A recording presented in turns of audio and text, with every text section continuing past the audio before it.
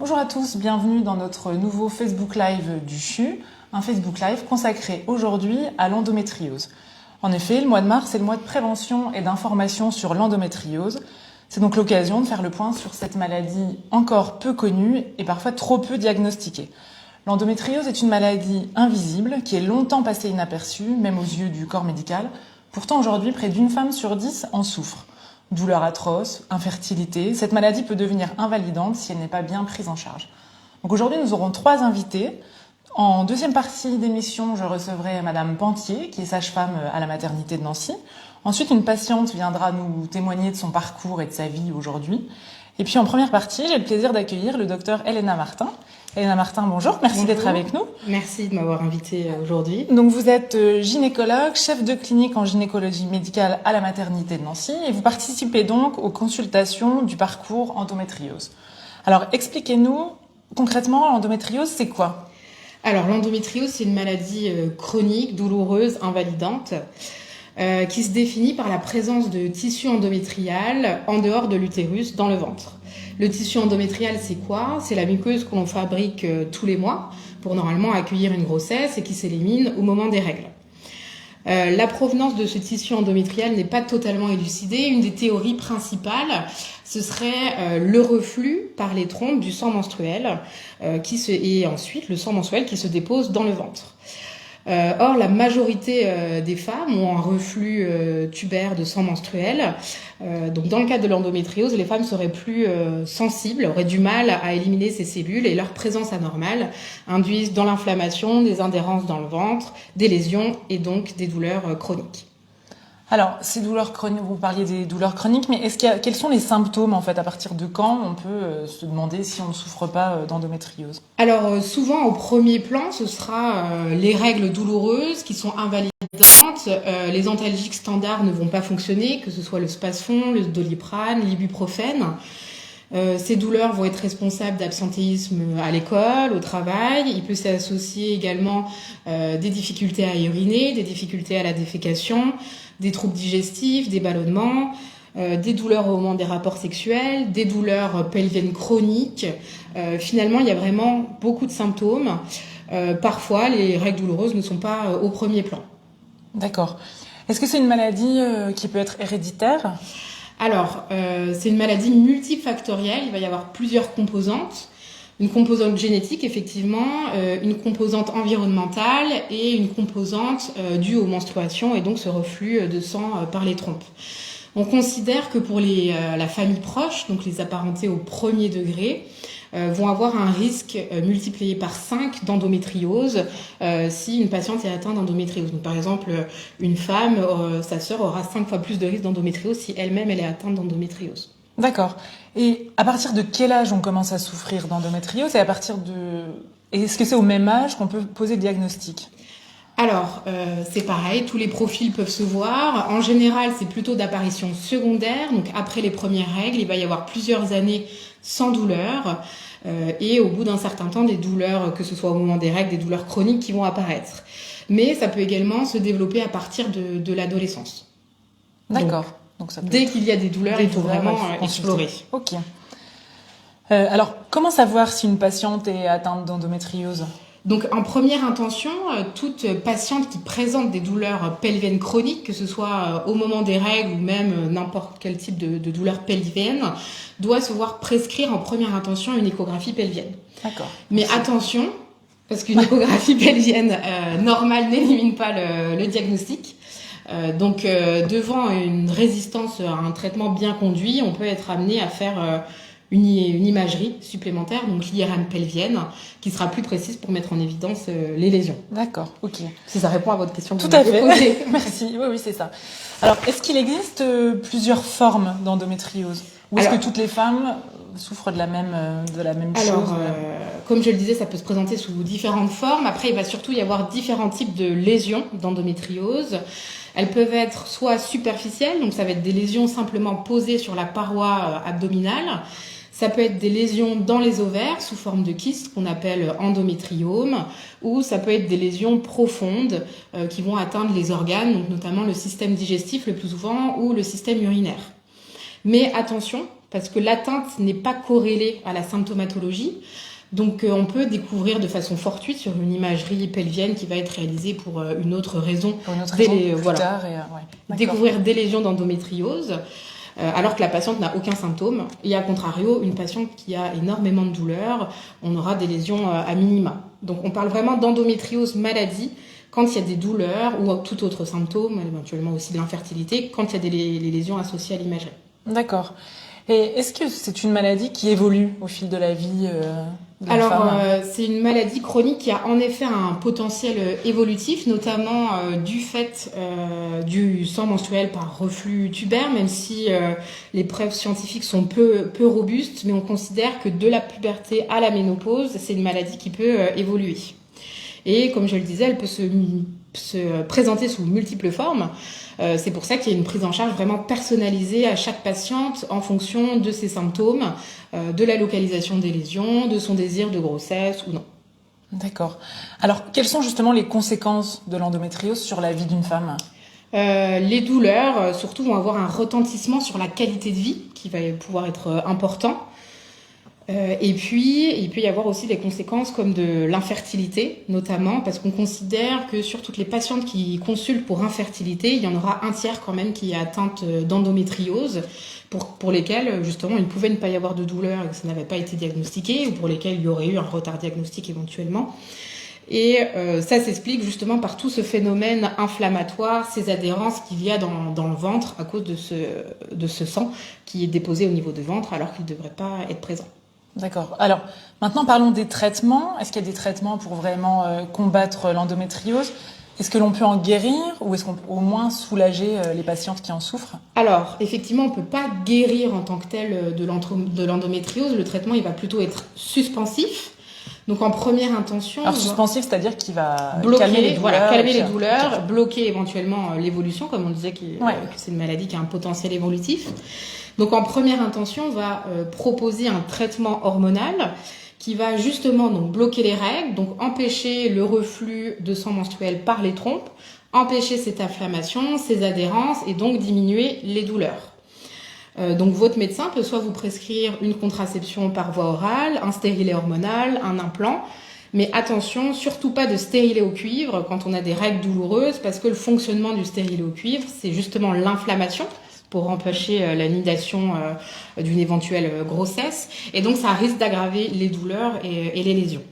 Et dans certains cas, on est obligé d'aller jusqu'à l'opération, donc la chirurgie, pour enlever ces lésions quand vraiment le traitement ne fonctionne pas. D'accord. Est-ce qu'aujourd'hui, il existe de nouvelles techniques complémentaires ou d'autres choses ?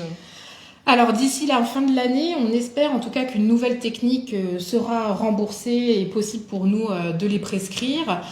Donc ce sera sous forme d'un test salivaire qui pourra prédire, ou en tout cas nous dire avec une fiabilité proche de 100%. D'accord, j'allais justement vous demander la fiabilité de ce test fiabilité proche de 100%, c'est ouais. 98%, si je dis pas de bêtises, pour savoir si la patiente est atteinte d'endométriose ou non. Donc ce test il sera justement intéressant pour les patientes pour qui il y a des grosses douleurs invalidantes, pour qui l'imagerie, l'IRM pelvienne se retrouve normale, et ça nous permettra donc de ne pas réaliser une chirurgie inutilement pour aller simplement regarder et confirmer qu'il y a bien des petites lésions d'endométriose. Et pour celles pour qui le test reviendra négatif, ça nous permettra justement d'aller explorer les autres causes de douleurs pelviennes, parce qu'il n'y a pas que l'endométriose, malheureusement. Ok, parfait. Écoutez, docteur, merci pour toutes ces explications. Je vous remercie d'avoir été parmi nous. Donc, on va changer d'invité. Et donc, j'ai le plaisir d'accueillir Sandrine Pentier. En attendant, si vous avez des questions en ligne, n'hésitez pas à les poser dans les commentaires du live. On a le docteur Germain qui est en ligne, qui est gynécologue également, spécialiste de l'endométriose, qui répondra à toutes vos questions. Donc n'hésitez pas à les poser. Sandrine Pentier, bonjour. Merci d'être avec nous. Merci moi. Donc vous êtes sage-femme en consultation externe et au centre de santé sexuelle de la maternité. Oui. Et donc depuis septembre 2018, la maternité du CHU de Nancy propose un parcours dédié pour les femmes atteintes d'endométriose. Est-ce que vous pouvez nous le présenter, s'il vous plaît ? Alors, s'il s'agit de consultation dédiée médecin endométriose.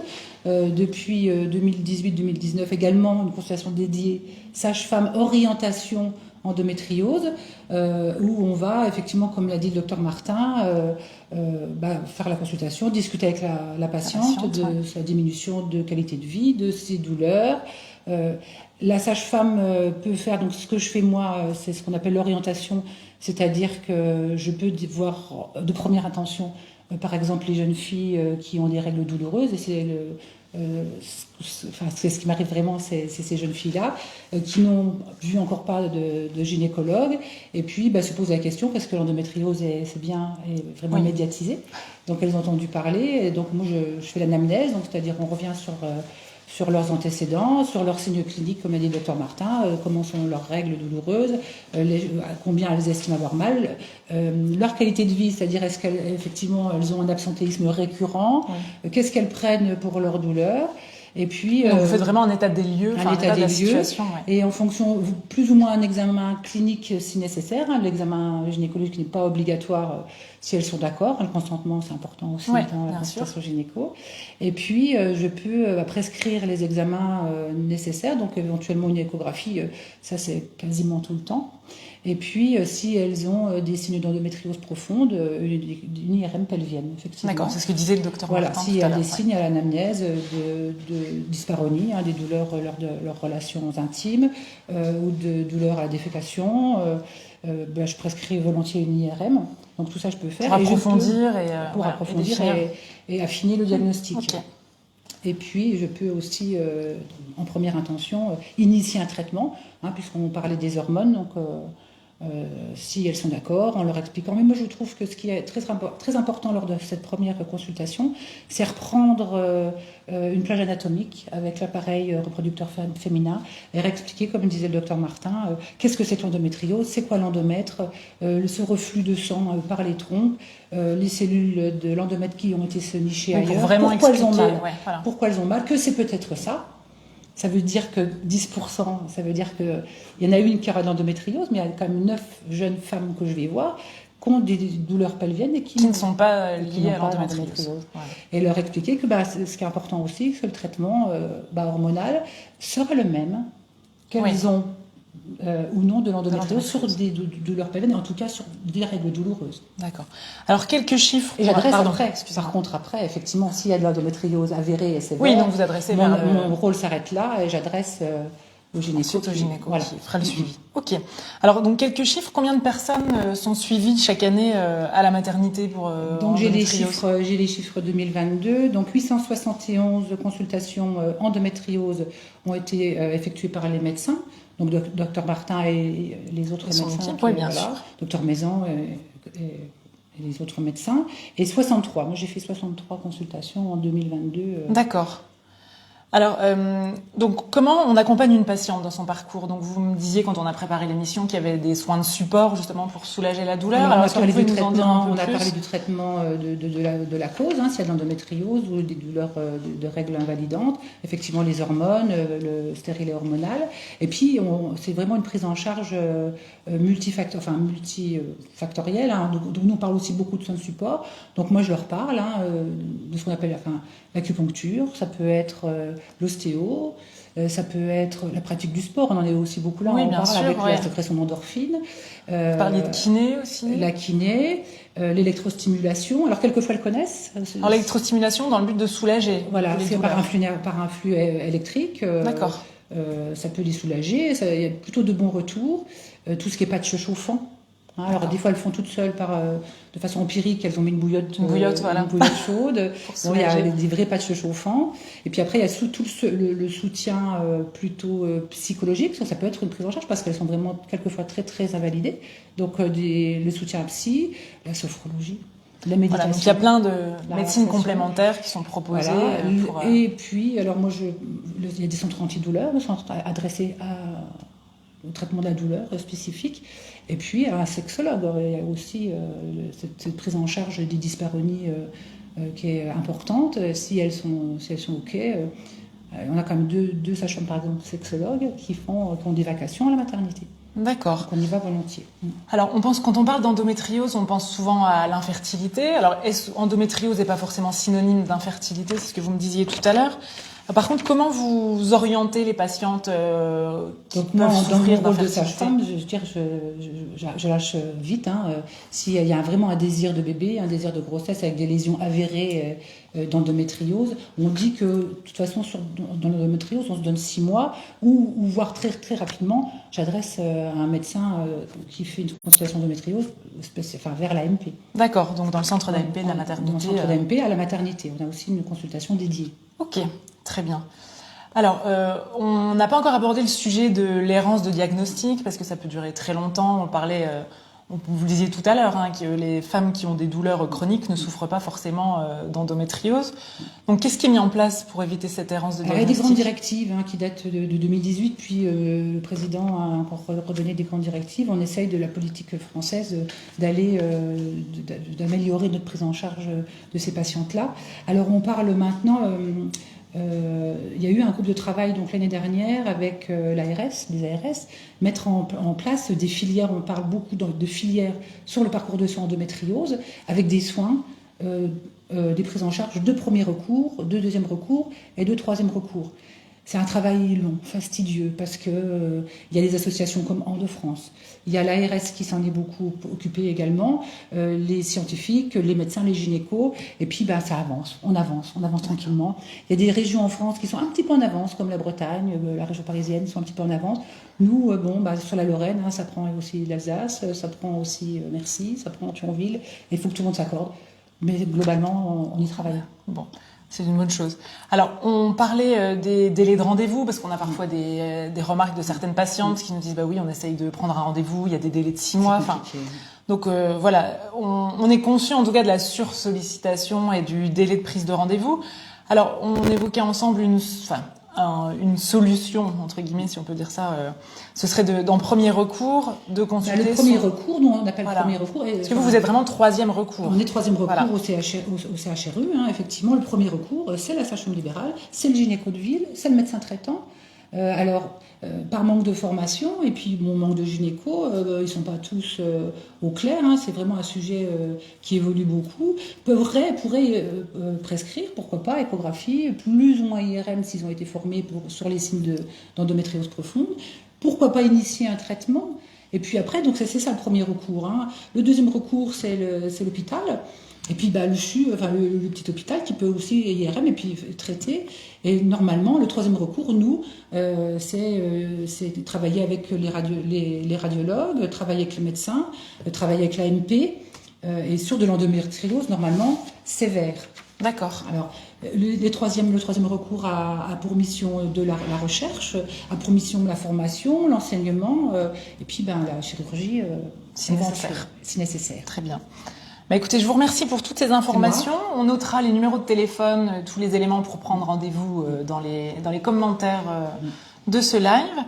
Je peux rajouter un petit Oui, allez-y, je vous en prie. Effectivement, pour parler de la maladie, je sais que j'interviens dans les collèges. C'est ça, j'ai oublié le message de sensibilisation et de prévention. Depuis que je suis moi-même sensibilisée à cette pathologie, j'en parle au collège en disant que les règles, effectivement, sont embêtantes.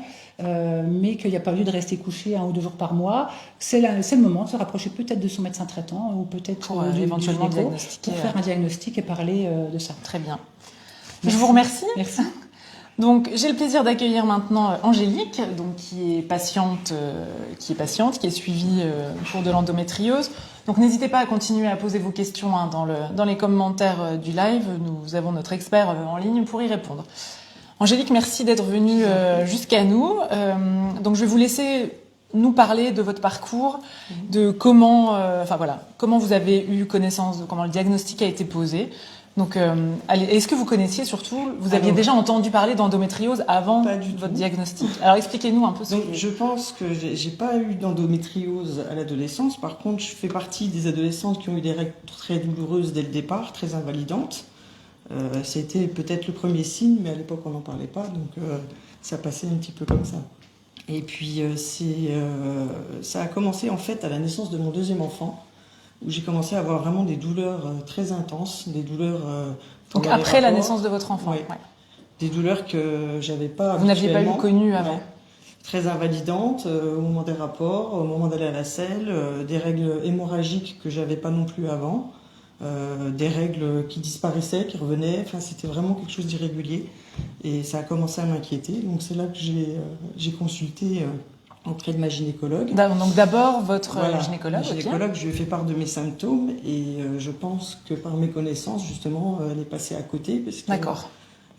ça n'a pas été diagnostiqué. J'ai eu aucun examen prescrit à l'époque. Donc elle vous a juste donné un traitement pour vous soulager, Voilà, j'imagine. pour soulager Ok. mes douleurs. Et puis elle pensait que ça venait peut-être d'autre chose que Ouais. de cette pathologie-là. Et puis voyant que ça traînait pendant des années et des années, je me suis renseignée un petit peu sur les forums et j'ai fait le parallèle avec mes douleurs et celles de ma D'accord. patiente. Et c'est là que j'ai commencé à comprendre que c'était peut-être cette maladie-là qui m'affectait. Et donc à partir du moment où vous découvrez en fait sur internet que peut-être vous souffrez d'endométriose, alors vers qui vous vous dirigez? Parce que votre Eh bien, gynécologue n'avait pas su vraiment vous vers mon orienter. médecin traitant. D'accord, ok. Simplement, donc qui est toujours d'une grande écoute, mais qui ne connaissait pas non plus cette pathologie. Donc voilà, donc il m'a fait faire un IRM pelvien, et qui a été positif, puisqu'en fait je C'est comme suis ça que vous atteinte êtes- d'endométriose profonde. Donc, D'accord. c'est-à-dire que j'en ai dans les ovaires, je suis atteinte au niveau des ovaires, au niveau de la digestion et au niveau du péritoine. Voilà. D'accord. Donc j'en avais un petit peu partout. Donc Voilà. voilà. Et aujourd'hui, alors où vous en êtes tout dans votre prise en charge? Est-ce que vous avez un traitement adapté? Est-ce que vous bénéficiez de soins de support comme Oui. dont a parlé Sandrine tout à l'heure? Alors oui, j'ai eu la chance de trouver tout de suite les médecins pour pouvoir me suivre médicalement. Donc j'ai été mis sous traitement au départ sous Colprone. Ça fonctionnait pas très bien. J'avais toujours les douleurs qui étaient là. Donc, Est-ce qu'on a pu on a mentionné tout à l'heure la chirurgie avec le docteur Martin. Est-ce que alors vous on avez l'avait évoqué, mais on D'accord. s'est dit qu'on le ferait vraiment En dernier en recours. dernier recours si vraiment il n'y avait pas d'autre solution. Et donc après, j'ai été mis sous ménopause artificielle, sous décapeptile. Ça fonctionnait super bien d'ailleurs. Mais bon, le risque du décapeptile connu sur les problèmes osseux, j'ai dû vous avez dû changer de traitement. interrompre d'accord. Voilà. Et donc là, aujourd'hui, je suis sous Dienogest, qui fonctionne très bien. Donc ça veut dire que vous n'avez plus du tout de douleur? Alors j'ai quelques douleurs au niveau digestif, mais c'est vraiment supportable par rapport à ce que j'avais avant, quoi. D'accord. Voilà. Et alors aujourd'hui, quel impact a cette maladie sur votre vie de femme et votre quotidien? Bon, vous dites que les Ouais. douleurs sont Alors soulagées par votre aujourd'hui, traitement, j'ai mais vraiment voilà. une qualité de vie qui est plutôt positive par rapport à ce que j'ai eu avant, puisqu'avant c'était vraiment invalidant au quotidien, dans ma vie de femme, dans ma vie de maman, ouais. Enfin, c'était compliqué parce qu'il fallait vraiment gérer en fonction de mes douleurs, quoi. Et puis voilà, donc aujourd'hui ça va très bien, je fais du sport, donc j'essaye d'avoir une bonne hygiène de vie, une bonne alimentation. Et puis je dirais que je le mets dans un petit coin de ma tête, De votre tête? derrière, et j'y pense pas. Voilà. Parfait. En fait, ce traitement a changé ma vie. Eh bien, écoutez, je vous remercie pour votre témoignage. Merci Je vous en d'être venu raconter votre histoire. Merci à toutes les trois, donc nos invités d'aujourd'hui. Donc, j'en profite pour vous annoncer que la maternité organise une journée porte ouverte le samedi 3 juin après-midi. Donc, n'hésitez pas à vous y rendre pour rencontrer tous les spécialistes et voir tous les parcours proposés à la maternité autres que la grossesse. Et moi, je vous donne rendez-vous le 26 avril prochain à 17h pour le prochain Facebook Live du CHU. Le printemps arrivant, le Facebook Live sera dédié aux maladies vectorielles liées aux tiques. Voilà, en attendant, je vous souhaite une bonne soirée. N'hésitez pas à poser vos questions, soit dans le fil de commentaires ou en message privé si vous préférez garder votre anonymat. Nous y répondrons rapidement avec nos experts. Merci encore de nous avoir suivis, bonne fin de journée et à bientôt.